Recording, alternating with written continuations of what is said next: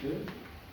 Avant peut-être de placer un mot de clôture de cette séance, quelqu'un a posé la question d'en savoir un peu plus sur les critères d'éligibilité à la bourse de Lumumba.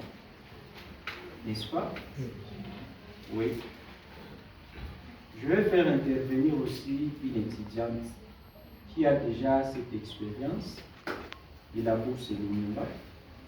Néanmoins, je vais devoir préciser qu'à chaque fois qu'il y a un appel à candidature pour la bourse de Lumumba, il y a un formulaire disponible.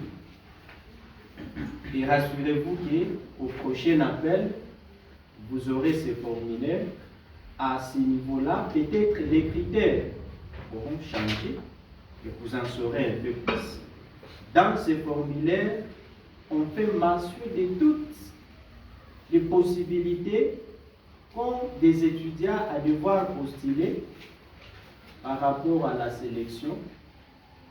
Je ne fais pas partie pour savoir sur quels critères on se base pour sélectionner un étudiant. C'est un peu ça, mais je vais peut-être préciser quelque chose. C'est une bourse simple, comme je le disais, une étudiante qui va intervenir. Elle va vous dire comment est-ce qu'elle a su qu'il y a la bourse de Lumumba, comment est-ce qu'elle a procédé pour remplir son formulaire, comment elle a été sélectionnée, comment le processus s'est déroulé, ainsi de suite. Je pense que c'est encore plus mieux qu'ils vous disent ou qu'elle vous dise dans ce sens. Alors, je vais peut-être préciser pour ce qui est de la bourse de Lumumba. C'est une bourse qui supporte à 100% les frais des étudiants qui ont été retenus. Mais n'a pas que c'est Lumumba et que vous venez à peine de suivre les idéaux de Patrice Emery Lumumba, cet étudiant ou cette étudiante devrait faire preuve d'un engagement à sa communauté. Pourquoi? Parce que Lumumba a été au service de la nation. Qui dit bourse Lumumba, nous devons donc être aussi au service de notre nation. C'est la raison pour laquelle, quelque part, je parlais du stage communautaire. Et c'est un stage que le boursier ou la boursière doit exécuter au courant de la semaine. Et c'est un stage d'environ 12 heures par semaine. Ces 10 heures par semaine s'expriment comment?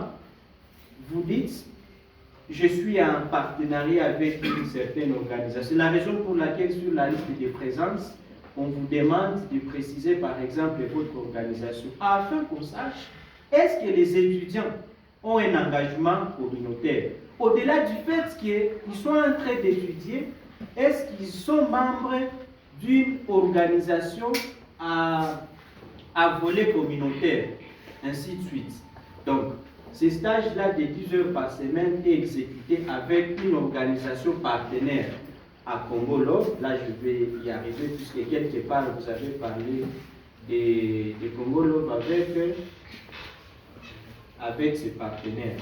Donc, ce sont ces partenaires-là qui vont nous donner les rapports.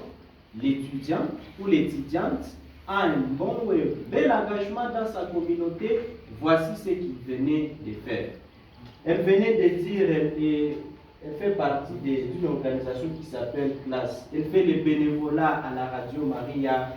Et elle est impliquée dans la communauté. Elle ne sait pas quoi tout ça. C'est bon. C'est une bonne chose. Alors, à ce niveau-là, nous allons nous adresser auprès des organisations où elle fait partie et savoir qu'est-ce qu'elle a fait comme activité pendant la semaine pour qu'on puisse évaluer ça en termes du stage communautaire qu'il a exercé. Par rapport au pourcentage, on n'est pas trop exigeant, c'est 60% seulement. Vous avez vos 60% et que vous réussissez avec 60% pour l'année prochaine, votre bourse est reconduite jusqu'en sorte que vous finissez votre cursus académique.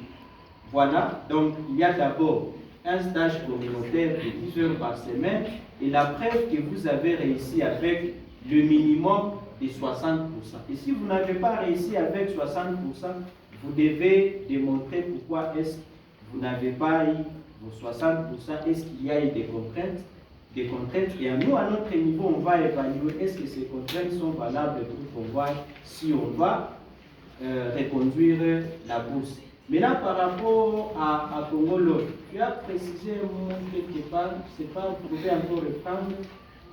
J'ai dit que les bénéficiaires de la bourse sont tenus à votre préoccupation. Pour le prochain appel, comme le recommande d'ailleurs Congo, vous êtes invité de postuler. Peut-être la chance pourra sourire vers vous. Parmi nous, il y en a qui avaient postulé, mais ça n'avait pas marché. Ils sont nombreux qui ont vu des statuts sur WhatsApp. Ah, vous, c'est le Mumbai, il y en a qui nous ont contactés. J'avais postulé, mais on ne m'a pas retenu, je ne sais pas quoi. C'est la raison pour laquelle j'invite camarades Edith de parler un peu. Comment est-ce qu'il a su connaître qu'il y a la bourse et le Mumbai, comment le processus a évolué, comment est-ce qu'on a jugé pour qu'il soit sélectionné et tout comme ça, je vais faire un mot de clôture de notre conférence d'aujourd'hui.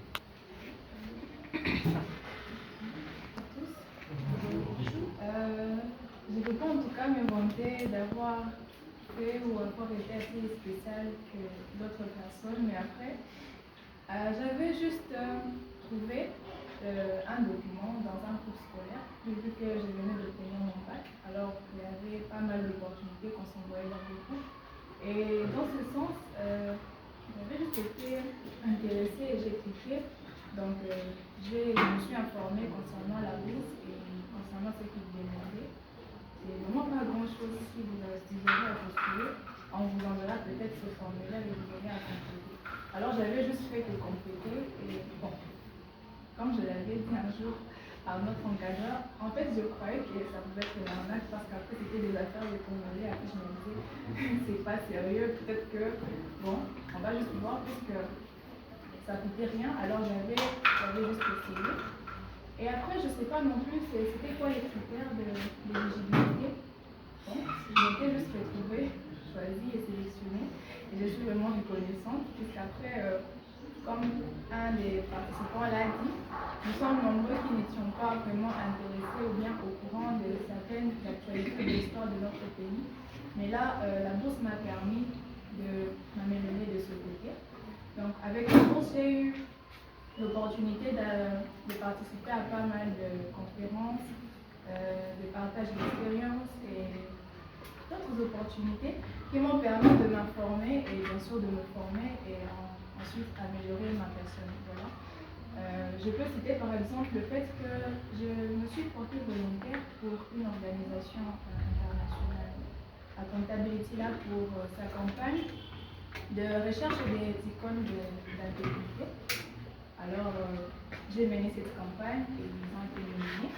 Bon, en fait, je me dis juste que notre jeunesse aujourd'hui, elle est un peu, je ne sais pas, dans les nuages, puisqu'après, il y a tellement de choses qu'on peut faire avec nos smartphones, mais les gens préfèrent se concentrer au divertissement et autres.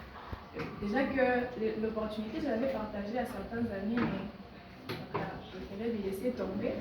Mais bref, je vous encourage juste à ne rien laisser tomber, ne rien laisser passer. Si vous trouvez une opportunité, en tout cas, il faut la saisir parce qu'on dit ça.